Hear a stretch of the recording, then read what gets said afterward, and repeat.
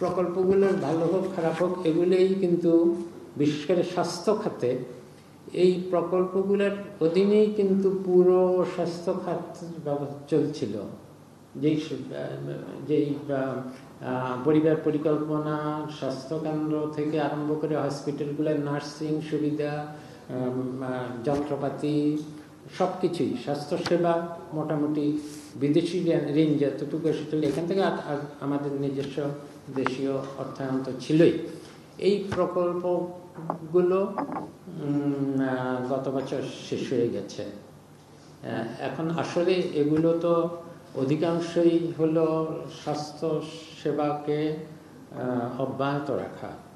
আগের সেই প্রকল্পগুলো শেষ হয়ে গেছে। এখন আমাদের অত বিদেশি সাহায্য পাওয়া যাচ্ছে না।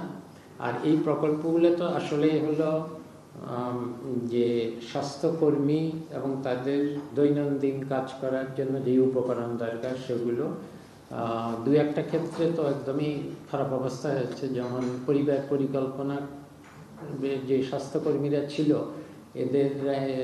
এদের সংখ্যা কমে গেছে এবং তারা যেসব উপকরণ পরিবার পরিকল্পনার উপকরণ বিতরণ করতো সেটাও কমে গেছিল, যে কারণে এখন প্রথমবারের মতো দেখা যাচ্ছে যে বাংলাদেশের জন্মহার কমতে কমতে আবার এখন এই গত কয়েকটা সার্ভেতে দেখা গেছে 2-3 বছর ধরে আবার বাড়ছে। এটা হলো টোটাল ফার্টিলিটি রেট, জন্মহার আর টোটাল ফার্টিলিটি রেট দুটো। এগুলো হলো এই খাতগুলো আস্তে আস্তে সেবাদান কমে গেছে বলে আমরা এখন এই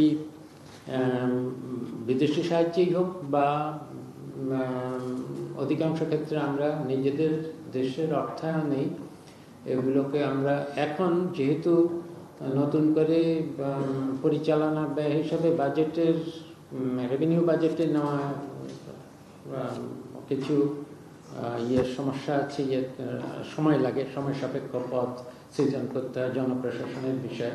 সেই জন্য আমরা এগুলোকে আপাতত